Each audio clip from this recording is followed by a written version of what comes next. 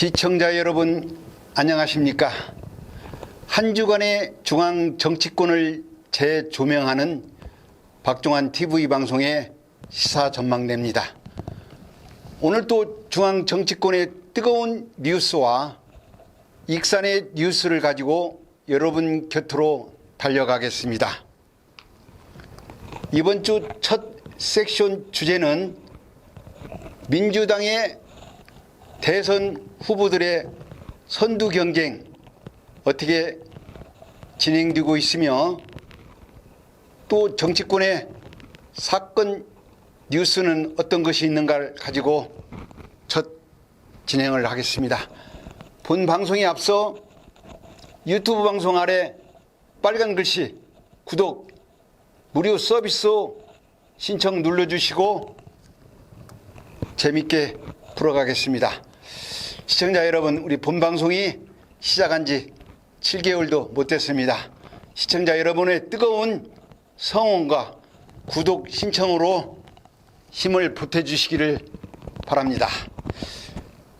본 첫 번째 진행에 앞서서 뜨거운 핫 뉴스 인물이 있어서 그 인물을 먼저 돌직구를 던지고 방송 진행하겠습니다. 이 뜨거운 인물은 김의겸 열린우리당 의원이 되겠습니다. 이분은 한겨레 신문에서 기자 생활을 오래 하시다가 문재인 정부에서 청와대 대변인으로 발탁이 됐어요. 이분이 요즘 그 말 실수를 하고 정치권에 뜨거운 이슈가 됐는데 어떤 얘기를 이분이 했냐면은 윤석열 전 총장의 부인 그 논문 그 사건 취재하는데 MBC 기자가 경찰을 사칭하고 정보를 캐고 신문에 아니 방송에 보도됐어요. 이걸 두고 김의겸 의원이 뭐라고 말했냐. 그 예전에는 기자들이 경찰을 사칭하고 또 정보의 그 경비 전화를 쓰고 그런 일이 좀 있었다. 다반사였다. 그런 일이 흔한 일이 있었다. 이렇게 얘기를 했는데 그 요즘 그 기자들이 이 소리를 듣고 제 주변에도 상당히 분개를 하고 있습니다. 왜냐하면은 제가 알기에도 그 기자들이 특종을 내려고 뭐 검찰청이나 정부 경찰청이나 그 쓰레기를 뒤져서 그 쓰레기의 그 사건 그런 것들을 집합해서 특종을 내고 그랬다는 내가 소리는 들었는데 일반인한테 경찰을 사칭하고 정보를 얻고 취재를 했다. 이건 정말 심각한 문제입니다. 중대한 범죄입니다. 저도 한번 그 고은 변호사한테 의논을 한번 해봤는데 일반인을 상대로 해서 공무원 자격 사칭을 했다 하면은 이 강요죄가 들어가 가지고 3년 이하의 징역이나 700만 원 이하의 벌금을 처한답니다. 그것이 중요한 것이 아니지만은 무엇보다도 언론 출신이 이 왜곡된 언론관을 가지고 있고 편향된 취재를 한다. 우리 국민들이 그런 기자를 뭐라고 합니까? 기레기라고 합니다. 기레기. 쓰레기, 사촌동생 기레기. 이렇게 표현을 하는데 한겨레 신문에서 기자 생활을 오래 하신 분이 우리 한겨레 신문은 진실과 공정, 정의를 바탕으로 해서 신속 정확한 정론 직필을 하는 신문이 한겨레 신문이라고 우리 국민들이 많이 그렇게 인식을 하고 있어요. 한겨레 신문 동료들이 우리 김의겸 의원의 이런 말을 듣고 경찰을 사칭한 언론 취재를 했다 이런 말을 듣고 얼마나 분개하겠습니까? 이런 그 편향된 언론관을 가진 사람이 언론을 개혁한다 하고 청와대에 대변인을 하고 그러니 문재인 정부가 국민들한테 많은 욕을 먹고 있는 중에 한 원인의 포인트가 되는 겁니다. 김의겸 의원님, 제발 이런 쓰잘데없는 씨부렁 되는 얘기, 이런 편향된 언론 가지고 얘기하지 마세요. 오죽하면은 국민들이 국회의원을 외국에서 수입하자고 이런 소리까지 나옵니다. 제발 이런 허튼 소리 하지 마시고 본론에 들어갔습니다. 그러면은 지금 민주당 대선 후보들 어떻게 지금 진행되고 있는가? 역시 이재명 경기도지사 이재명 후보가 예선 경쟁을 무난히 통과해서 이낙연 후보와 지금 선두 경쟁을 지금 벌이고 있습니다. 지금 얼마 전 제가 뉴스를 보고 왔는데 이낙연 후보가 이재명 후보한테 돌직구를 하나 던졌어요. 뭐 여러 가지 뭐 김부선 스캔들 문제 이런 문제를 하니까 곧바로 또 이재명 지사가 이낙연 후보한테 이낙연 후보님은 측근 비리를 잘 살펴봤으면 좋겠다 또 이렇게 돌직구를 던져서 전입 가경 앞으로 민주당 경선 본선 경선도 재밌게 생겼습니다. 여기에 우리 추미애 후보가 지금 3위를 지금 달리고 있는데 강성 친문들의 절대적인 지지를 받고 지금 3위를 지금 달리고 있어요. 그 우리 전북군의 정세균 대통령 후보께서는 왜 이렇게 그 선두에서 이렇게 밀려나나 모르겠어요. 제가 지난번 방송에서도 정세균 표에 확실한 정책도 없고 카리스마도 없고 이낙연 투의 그런 정치 행보로서는 절대로 선두권을 달릴 수 없다고 제가 말씀을 드렸는데 그 소리를 했던 제 지인들이 서울에서도 그렇고 여기 고향의 지인들이 정말로 정세균 후보한테는 할 말을 했다. 측근들의 문제가 있다. 그런 소리를 제가 많이 들었습니다. 민주당의 우리 정세균 후보님 분발하셔서 이때 선두권을 달리지 못하면은 의미가 없습니다. 민주당에서 경선에서 본선 경선에서 50% 이상을 득표를 하지 못하면은 결선 투표가 들어가는데 결선 투표는 2위 오고 1위 오고 결선 투표를 합니다. 3위나 4위, 5위는 아무런 의미가 없어요. 그런 점에서 우리 정세균 후보께서는 그 인기 없는 양승조 후보나 이광재 후보고 정책 서로 합의해서 단일화하지 말고 단일화 하려면은 이낙연 후보고 1대1 단일화해서 거기서 올라오는 후보고 이재명 후보고 결선에서 붙어야 합니다. 그런 정책을 하고 그런 선거운동을 해야지 그렇지 않으면 우리 정세균 후보 계속 밀리면 아무 의미가 없으니까 그 점을 참고해 주시고 이 와중에 정치권에 지금 폭탄 발언이 하나 나왔어요. 시청자 여러분들도 잘 아시겠지만은 이동훈 조선일보 전 논설위원이 폭탄 발언 안 했어요. 여권의 공작이다.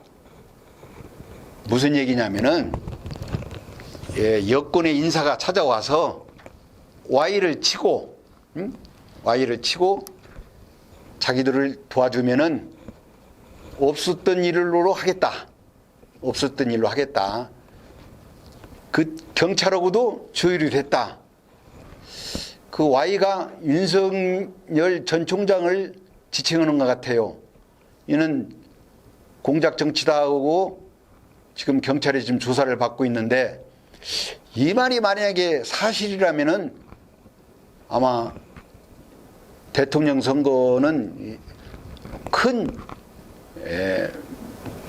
쇼킹한 뉴스가 돼서 큰 변화가 올 것 같아요. 제 생각에.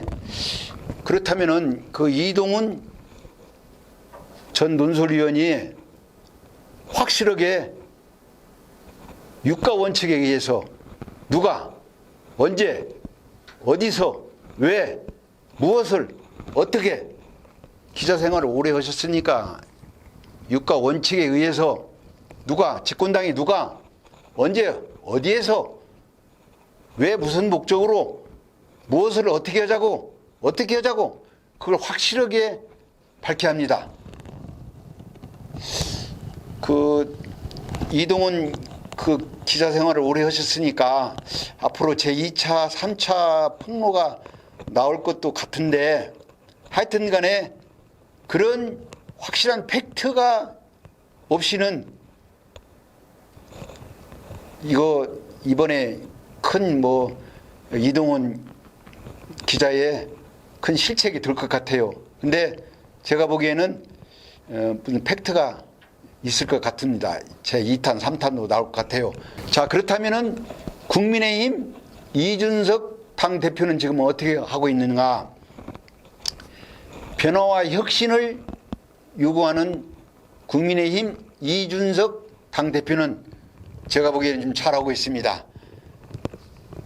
나이는 어리고 국회 경험은 없지만은 그래도 3번의 국회의원 도전을 했기 때문에 최소한도 정치 5, 6단은 됩니다.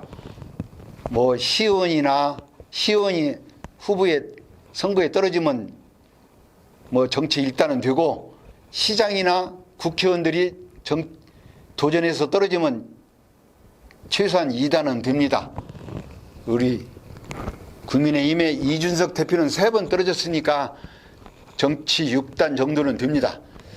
그 이준석 당대표가 최근에 송영길 민주당 대표하고 전 국민 재난지원금 갖고 합의를 했는데 그 합의를 깼다, 이렇게 해서 이준석 당대표를 민주당의 윤호중 대표께서 100분짜리 대표다, 심지어는 탱자 대표다, 이렇게 비하를 하고 있는데, 그 이준석 당대표의 그 국민 재난지원금의 그 합의사항을 제 나름대로 이렇게 판단해서 보니까 이준석 당대표는 전 국민의 재난지원금은 소상공인, 피해를 본 소상공인 먼저 지원을 확실하게 해주고, 그리고 남은 여력이 있을 때 전 국민 재난지원금을 대상 부분을 양보를 하겠다, 이제 이렇게 취지로 합의를 한 것 같아요.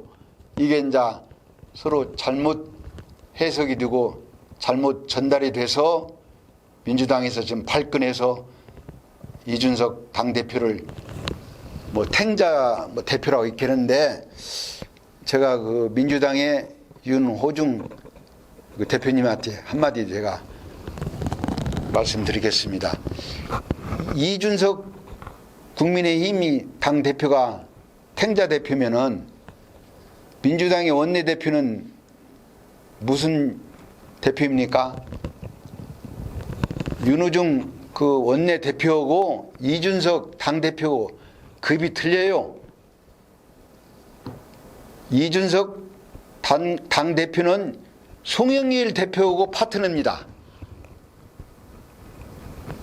무슨 얘기인가 아시겠어요?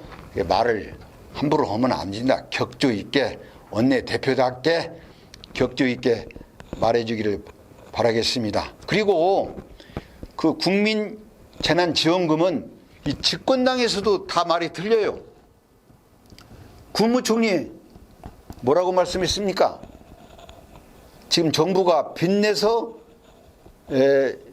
국가 재정이 빚내서 할 처지가 아니라고 이렇게 국무총리가 그렇게 답변했어요.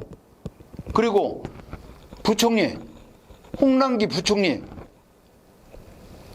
국가 재정이 지금 열악해서 80%의 하계층, 그분들을 먼저 지원하는 것이 맞다. 이렇게 얘기를 하고 있어요. 아니, 국무총리, 부총리 다 전 국민 지원하는 것보다도 하위 계층에 집중적으로 피해를 본 소상공인 먼저 해결한다 이렇게 말하는데, 집권당에서도 이렇게 다 말이 틀리는데 그걸 야당 책임이라고 할 수 있습니까? 본 시사 전망대에서 바라보는 것은 이것은 분명히 집권당의 단일화된 정책이 없다. 저는 그렇게 생각합니다. 오늘 이번 주 최재형 전 감사원장님께서 국민의힘에 입당을 했습니다. 그래서 제가 볼 때는 최재형 전 감사원장이 신의 한 수를 뒀다. 저는 그렇게 생각합니다. 어차피 정치라는 것은 뜻을 같이 하는 그 집단 속에서 자기 소신을 발표하고 그 안에서 정치를 해야 합니다. 제가 지난번 방송에서도 윤석열 전 총장에 대해서 가면 갈수록 윤석열 총장의 인기 지명도는 거품이 빠질 것이다 그렇게 얘기했는데 제 그 애견대로 지금 들어가고 있어요. 지금 각종 여론조사에서도 윤석열 전 총장에 대한 지지도가 심한 곳은 10%, 적게는 5% 이상 지금 빠지고 있습니다. 그건 왜냐면은 지금 윤석열 지금 전 총장은 물론 지금 여러 사람을 만나서 자문도 받고 그러는데 뭐 이번 주에 뭐 반기문 총장도 이렇게 만나보셨는데 제가 생각할 때는 그렇습니다. 윤석열 전 총장은 그 참모들이 아마추어 리즘에 정치 리즘에 거기서 지금 벗어나지 못하는 것 같아요. 예를 들자면은 지금 사람 만나고 지금 이벤트형 정치를 지금 하고 있어요. 이제 국민들은 이벤트 정치보다도 윤석열의 정치는 무엇이고 또 앞으로 이런 정책은 이렇게 하겠다. 그게 지금 나와줘야 합니다. 무조건 문재인 정부에 반대하는 사람 다 모여라. 이것은 그렇게 해서는 그 인기 지명도를 더 이상 올릴 수가 없어요. 이제 이쯤 되면은 윤석열의 정책 몇 가지라도 나와줘야 합니다. 그리고 호랑이를 잡으려면 호랑이 굴에 들어가야 해요. 호랑이가 호랑이 굴에 안 들어가고 야외에서 이렇게 놀다 보면은 이리 때도 만나고 하이나도 만나고 호랑이도 큰 낭패를 볼 수 있어요. 지금 윤석열 전 총장 정치하는 것을 보면은 물론 얼마 안 됐지만은 꼭 안철수 국민의당 대표의 전철을 받고 있는 것 같아요. 안철수 국민의당 대표 여러 번 기회가 왔습니다. 별의 순간이 왔지만은 타임을 놓치고 한 박자가 꼭 늦어요.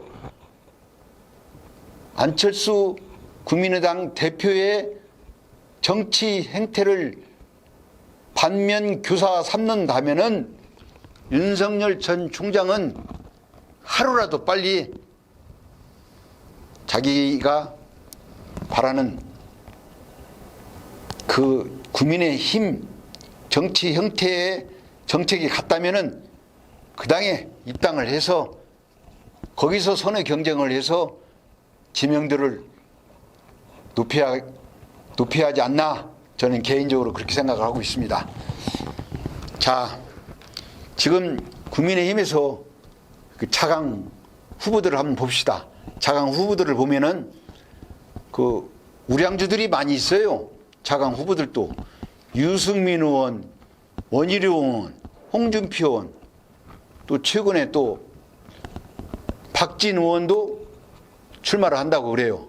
박진 의원도 뭐 윤희석 의원 이런 좋은 후보들이 있음에도 불구하고 이 후보들이 좀 적극적인 활동과 정책 대결을 좀 해서 윤석열이나 최재형 바라보지 말고 좀 더 적극적인 행보를 해서 국민의힘에서 좋은 후보들이 선의의 경쟁을 한번 했으면 좋겠다는 생각이 들어가요. 자, 중앙정치는 다음에 또 시간 있을 때 하고 끝으로 우리 익산 정치로 넘어가겠습니다. 우리 익산이 지난 7월 5일 날인가 장마비가 밤 9시경에 시간에 밤 사이에 한 104mm 정도의 비가 왔다고 합니다. 시간당 뭐 50mm 이상 왔다요. 짧은 시간에 그 비로 인해서 우리 중앙동에 있는 중앙시장, 매일시장이 상가가 침수가 돼갖고 쑥대밭이 됐어요. 잠시 한 20-30분 사이에 저도 그날 7월 5일 날 지인들과 저녁 식사를 하고 그 시간에 그 중앙동 피해를 본 그 지역에 시그너처 시그너처 제 숙소가 있는데 차에서 막 내리니까 그 신발 정도에 이렇게 할 수 있는 그런 침수가 돼 있더라고요. 그래서 좀 심각하다 했는데 그날 밤에 우리 중앙시장이 아주 쑥대밭이 됐습니다. 제가 익산에서 태어나서 중고등학교를 익산에서 다녔고 서울 생활하고 좀 익산에서 왔다 갔다 하면서 익산에 있는데 우리 익산이 상당히 살기 좋은 곳입니다. 지금까지 뭐 비 피해나 뭐 폭설 피해가 한 번도 없었어요. 네, 우리 익산은 그 전에 1977년에 그 11월 10일 날 폭발 사고가 났었어요. 그때도 그 익산역이다 보니까 뭐 금은방이나 이런 그 상점이 많이 있었는데 한 건도 강도나 약취나 약탈이나 그런 사건도 없는 이런 훌륭한 우리 고장입니다. 이번에 우리 그 정원율 시장님께서 그 피해 원인을 민간 합동조사단을 지금 설치를 해서 공사 현장 관리 감독 준수 여부 또 여러 가지 그 피해 원인을 지목된 여러 가지를 지금 조사를 하고 있는데 하루빨리 좋은 조사를 해서 다시는 이런 피해가 없도록 우리 정원율 시장님 화이팅을 해주시길 바랍니다. 그런데 이번에 그 수해 피해를 보고 이게 도대체 어떤 일인가 하고 제 나름대로 조사를 한번 해봤더니 공사 현장에 그 노 하수관 그 피해 원인을 한번 제 나름대로 한번 이렇게 조사를 해봤더니 노 하수관 정비 공사를 하는데 거기 자재를 공사를 하면은 그 자재를 빨리 치워야 하는데 그 자재를 그날 비가 와서 자재를 치우지 못한 그 자재로 인해서 하수구가 막혀서 그 하수기에서 물이 넘쳐서 흘러서 그런 난리를 났던 거예요. 다행히도 익산시 정원율 시장께서 빠른 복구를 지시를 하고 또 중앙정치권에서 송영길 민주당 대표도 또 오셨고 또 국민의힘에서 정운천 국민통합위원장도 이렇게 오셔서 상황 피해를 현황을 지금 보고받은 것 같아요. 그래서 우리 익산시에서 재난 구호 기금을 정부에 지금 신청한 것 같습니다. 그 우리 익산시의 갑 지구의 김수홍 국회의원, 을지구의 한병두 국회의원, 이분들이 또 우리 정원율 시장이 익산 특별 재난 구호 기금을 신청한 그 구호 기금을 같이 합력하여서 우리 피해를 본 우리 익산 중앙동의 상인들한테 좀 용기를 주시고 힘을 북돋아 주시기를 바랍니다. 이번 사건을 보니까 치산치수라고 그랬어요. 치산치수. 산을 다스리고 물을 다스리는 그런 지도자가 비전이 있다. 저는 그렇게 생각하고, 우리 정원율 시장님도 이번에 장마 비를 비롯해서 더 이상 우리 익산시가 큰 피해가 없도록 잘 이끌어 주시고 이 피해를 잘 마무리해 주시기를 간곡히 부탁드리겠습니다. 시청자 여러분, 어떻게 보셨습니까? 우리 익산시뿐이 아니라 이 장마나 수해 피해는 해마다 전국적으로 연중 행사같이 벌어지고 있습니다. 앞으로 장마 피해, 수해 피해가 없도록 각별히 주의하시고, 이번 주는 여기서 여러분들과 작별의 인사를 구합니다. 시청자 여러분, 다음 주에 만나요. See you again. 감사합니다.